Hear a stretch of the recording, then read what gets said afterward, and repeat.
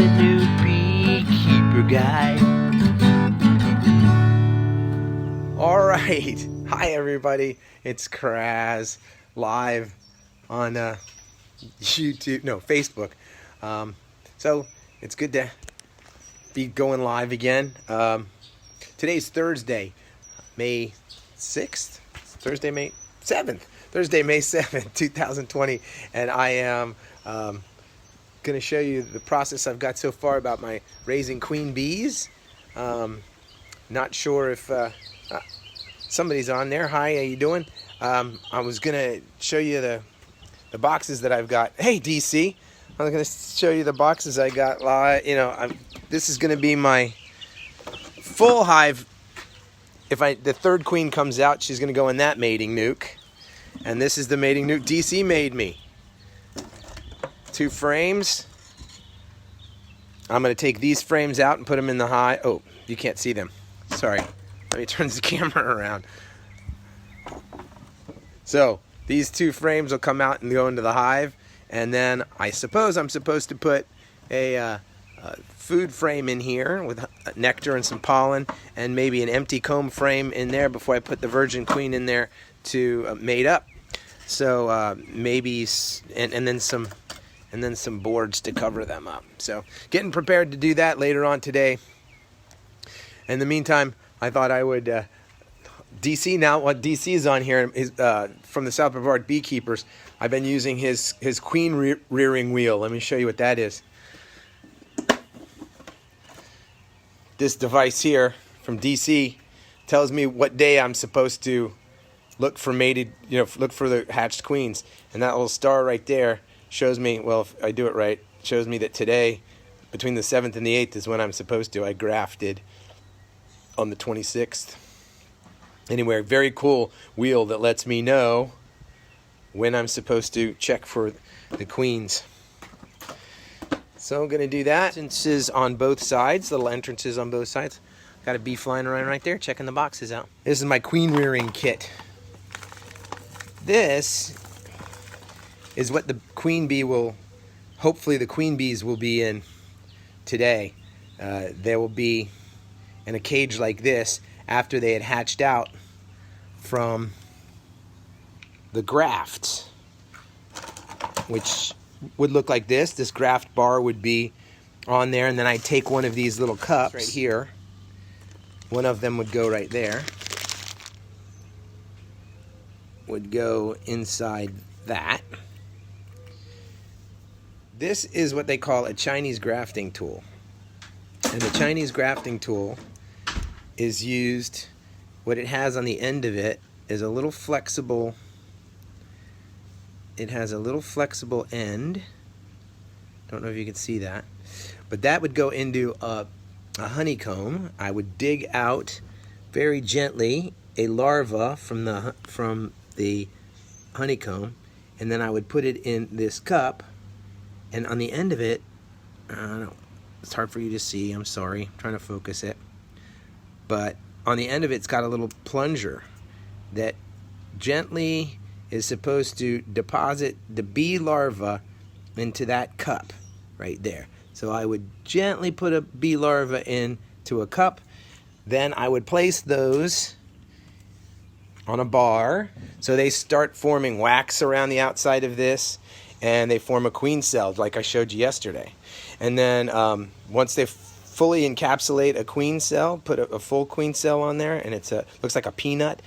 After a week or so, that queen will emerge, and hopefully I will have queen bees.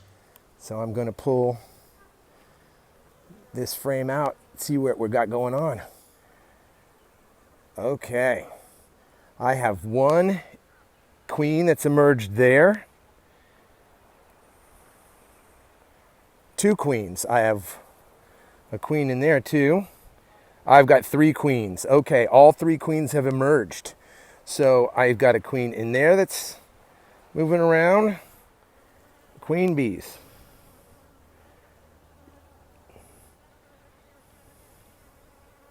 There's a queen down in there. There's a queen down in there.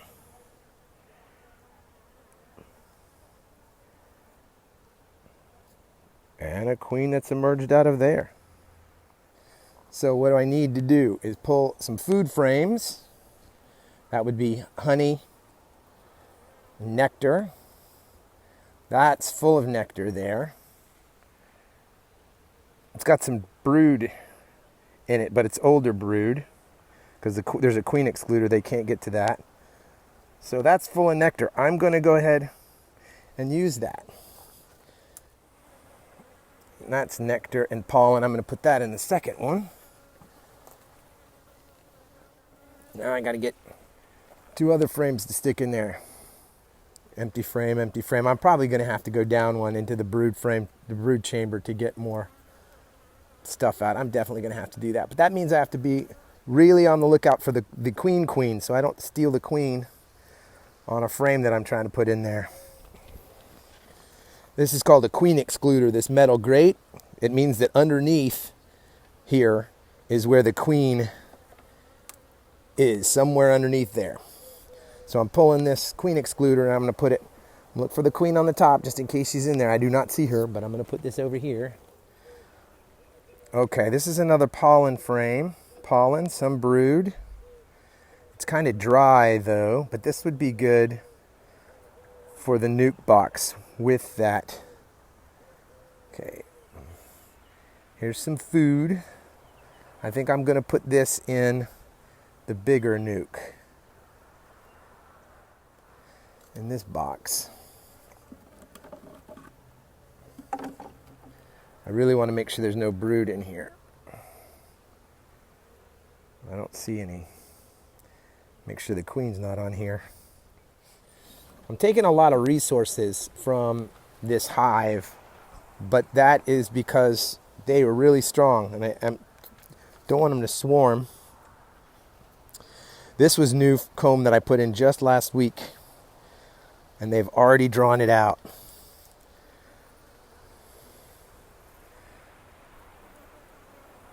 It's kind of drone comb size.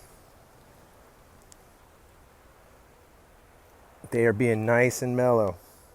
That's full of brood. There's nowhere for her to lay yet, but if those other bees emerge, then that would be good. I still think solid bees. So, but there's nowhere for that new queen to lay if she came out. So I'm not thinking that that's a good idea yet. That would be good for me once I start grafting again. This was said eggs and larvae. So about 2 weeks ago, this was eggs and larvae. And now it's just solid brood. Still looking for the queen, trying to avoid putting the queen in there. Good brood that's about to emerge in the next couple of days. Again, no queen on those. Very good. Probably going to go down a box, which will stir these girls up a little bit, I'm sure. That's got larvae in it. Yeah, that's got younger brood in it. I'm not looking for that because there won't be any room for her to lay in that because there's already eggs and stuff in there. New comb, drone size comb, so we're not really looking for that. Brand new comb. I'm going to go down a box.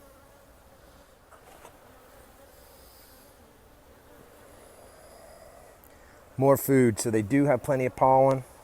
There's some brood on there. Jeepers creepers, folks. I might not have enough comb to put in there. I'll have to steal it from another box.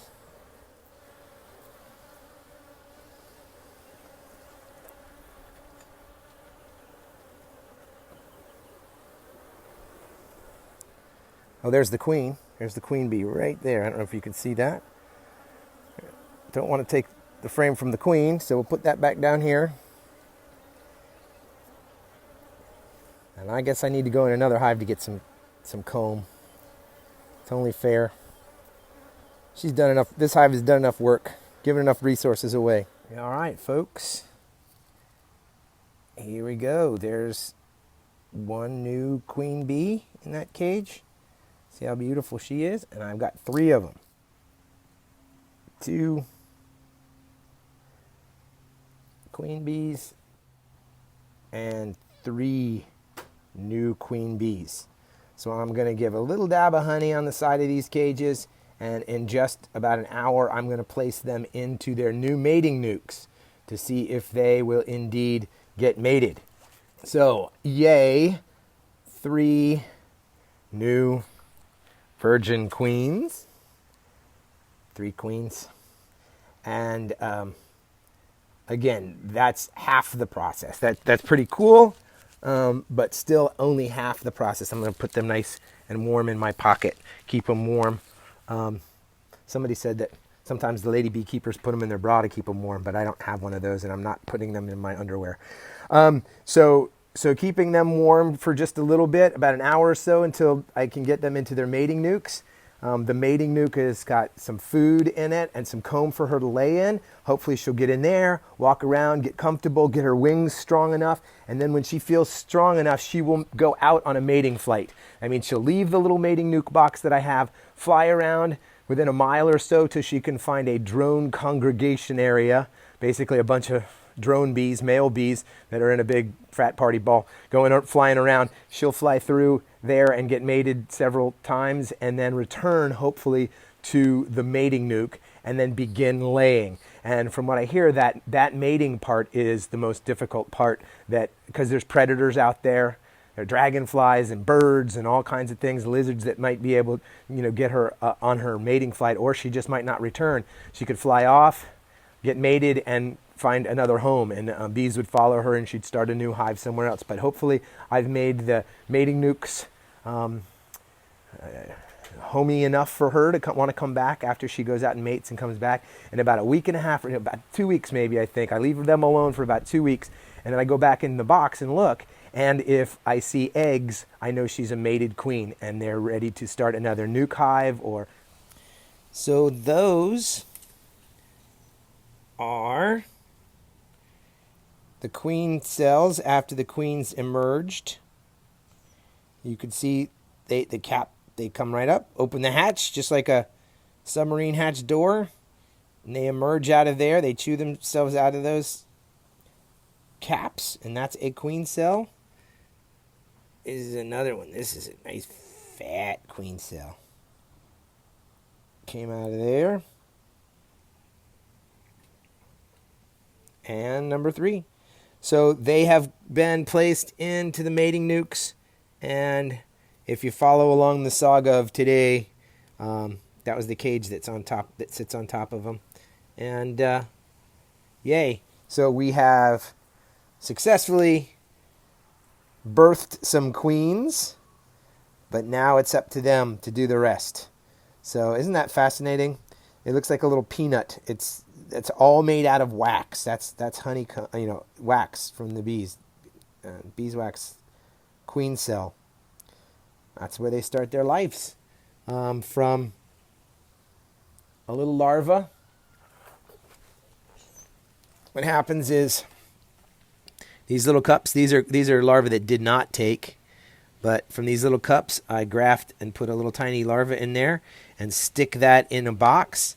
And the ones that do take, they make those queen cells.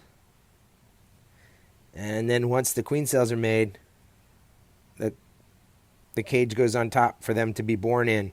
So because the reason I put them in the cage, that they're put in these roller cages, because if they hatch out and have the freedom to be set loose, queen bees have a stinger that they only use to kill other queen cells. So let's say they were set up this way, and they'd actually look like this. They're hanging upside down in the cage, in the hive. And if one of them hatched out, she would crawl over to the other one, stick the stinger in there, and kill the other bee. And so there could be only one, unless you manipulate it with the cage. And that is a queen cell, what they look like when they got lots of room to get big and grow up in there. So that was today's excitement. They're now in a box waiting to go out and get mated.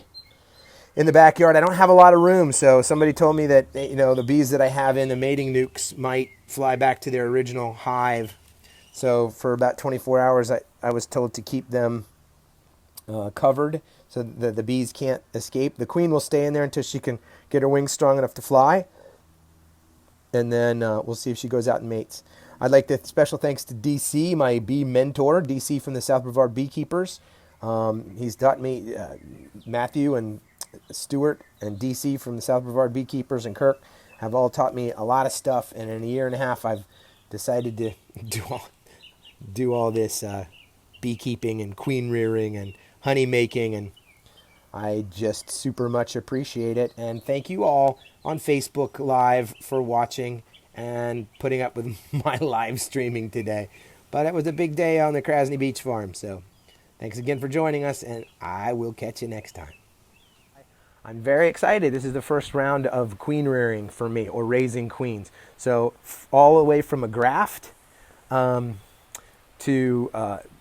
having them build, and then we'll see if they go through the mating process. So cigars for everybody. It's triplets, it's girls, and we will see how it goes from there. Thank you all very much. I'll talk to you later. Have a great Thursday and a fantastic weekend. You all be safe, all right, and stay well. Talk to you later. Bye-bye. This has been the new Beekeeper Guy.